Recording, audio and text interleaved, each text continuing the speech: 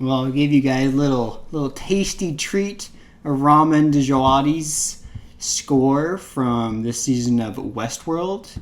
I'm sure a lot of you guys are more familiar with his score from Game of Thrones. He did everything from the theme to the Reigns of Castamere and all of that, but he has been killing it on the Westworld score as well, where he does a lot of piano remixes of both classic and modern songs, like this one from last week's episode, Wicked Games, which is a Weekend song.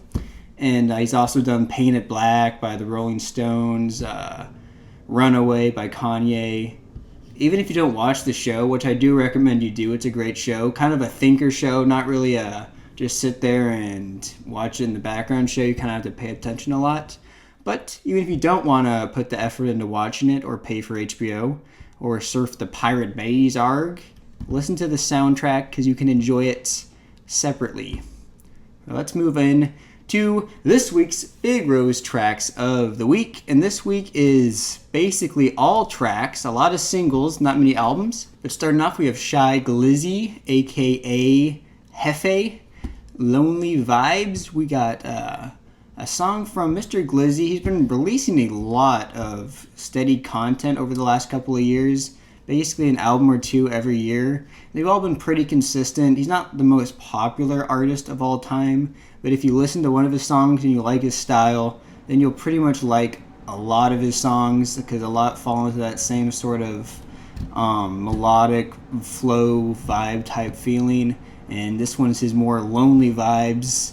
I guess he wants to go in a moodier direction, what does come across in the song. So give this a shot if you're in quarantine and you're feeling lonely. Got those vibes going. Our next single is Price Tag from Mozzie. Mozzie is I guess you could call him a gangster rapper coming off the West Coast. He's been at it for a while now. He's been releasing music for 10 plus years. Hasn't really popped off that much, but he's been a steady, consistent, keeping in his own lane. Everyone who's a fan of him stays listening to him. He doesn't really fall off in that degree. But here he got a Polo G feature, so this song got a little more buzz, and a Lil Papa feature. I'm not quite familiar with Mr. Papa. I know Big Papa, but I don't know Lil Papa. So the Polo G feature hopefully gets him a little more pull, and this will be a bigger song than he usually gets. But overall, his quality has always been consistent, so if you want to go back and listen to some of his old albums. Our next single is coming from Wretch. Wretch is out of New York City, and I most know him for his album right here, Still Up, which I think is a near perfect album. So if you want to get into him, I'd recommend listening to this first. But if you listen to this and enjoy it, then you can check out this new single, Whip Out, which is basically a lot of the style that he uses on Still Up is found in Whip Out, while some of his other albums, which have gotten praise from people like Lean and Neck, I know some people think is his better album, but I prefer more his style from Still Up. He does use a lot of different styles throughout each album to kind of differ in their sound, and he's definitely got growth as an artist across his projects. So check out Whip Out if you are looking for, I'd say, if you're looking for like a grimy kind of trap mix, kind of like if Conway met Young Dolph almost, as how I would describe, not Kanye, Conway, if you heard me wrong there, Conway the Machine, not Kanye as in Yeezus, but I'd say Conway the Machine meets Young Dolph would be a good description of Mr. Wretch. Next up, we have Bricks in the Attic from one of my new favorite rappers of this year. If you remember my surprise review of Superstar Creature, where I was shocked at how much I enjoyed it, he is continuing his output this year with Bricks in the Attic. Another solid single from him. Hopefully we get another project from him soon. A lot of these young rappers seem to put out project after project. Their work ethic is through the roof, and you gotta respect it, man. They're on that grind. It's kind of like the only way to really pop off these days. That or you get a co-sign from Young Thug, like I believe Lil Got It Got. But you stay putting that work in, man. I love it. Next up, we have Yella Beezy featuring Young Thug with Headlock. I'm not the biggest Yella Beezy fan. I mostly only like his songs with features, like this Kevin Gates song, Lil Baby one. His number one song, the one he's most known for, That's On Me, is good, and it's a solo track, but Hit Is, I believe, had NLE Choppa on it. Usually he's just a good accompanying artist, but here's another chance where he gets to be one because Young Thug comes through, really carries the song. This could be another semi-hit for Yellow Beezy, if y'all even care about Yellow Beezy. I don't even know if Yellow Beezy cares about Yellow Beezy.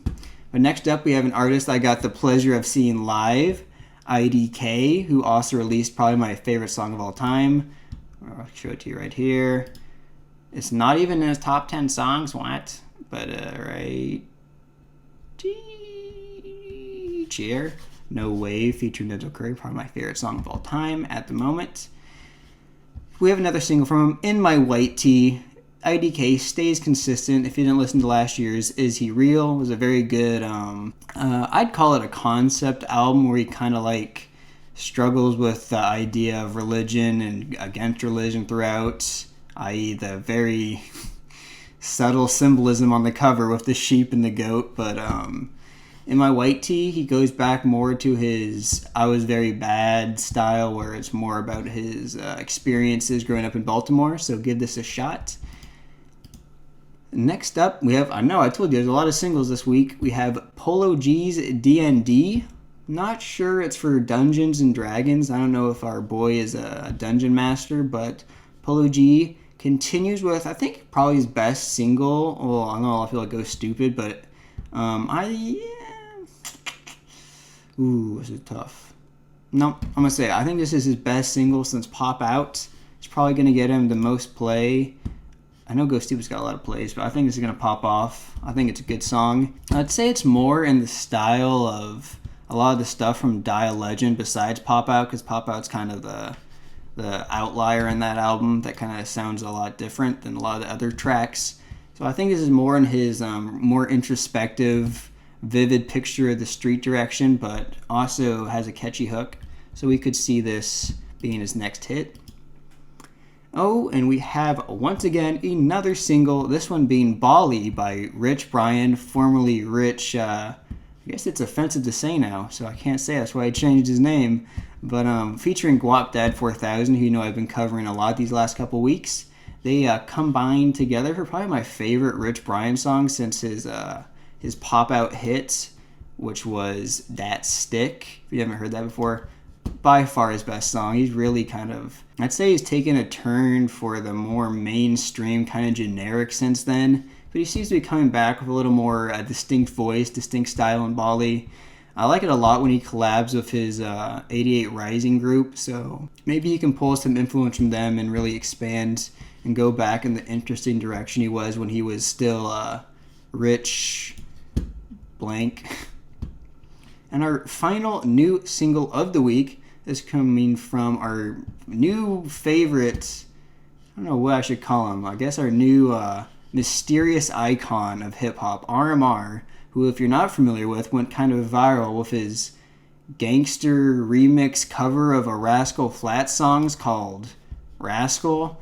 But this new song, Dealer, I think is a lot more demonstrative of his artistry and is a way better song in my opinion. It doesn't have the same meme viral factor, but I think it has the viral actual good song factor. So we'll see if RMR can keep this up, keep off the success that his Rascal song got. If you haven't seen that yet, go look up the music video.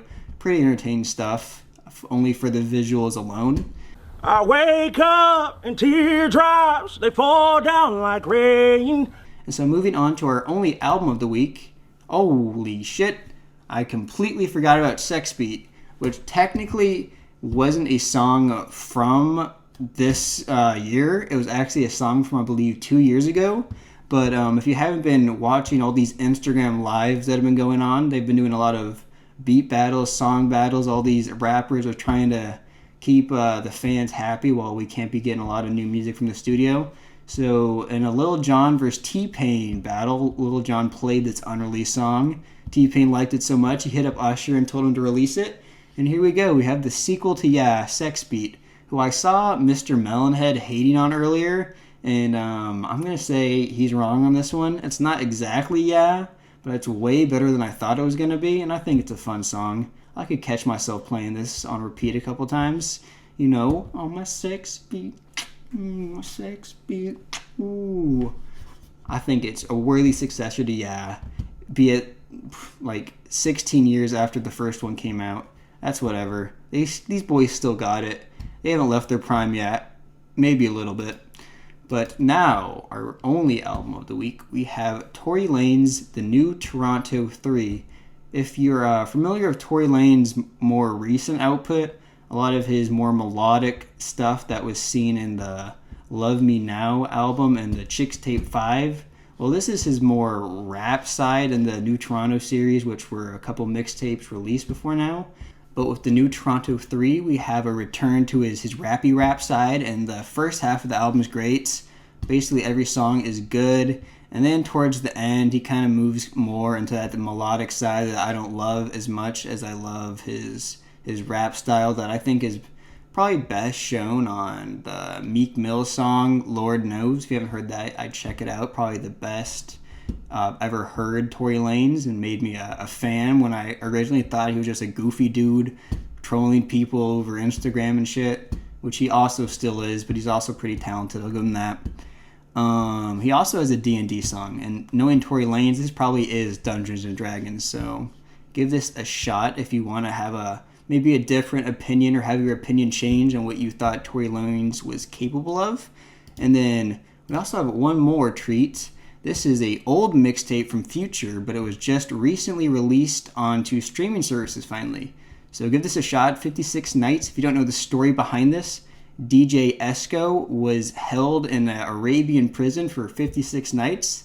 And then right when he was released, him and Future recorded this whole mixtape. And it's basically straight bangers, March Madness. It's not saved here because that actually had been on streaming services for a while. But arguably one of Future's best songs. The first 5 songs are straight bangers. 56 Nights is alright, probably the weakest song. But overall, it's a short, nice treat. And probably the most consistent Future project besides Dirty Sprite 2, in my opinion. So I hope you guys have enjoyed the tracks of the week. Keep on surviving, beat that corona, and I'll see you guys next week. For my life, can't say that, girl, don't tell me you could say that shit. All she want is payback for the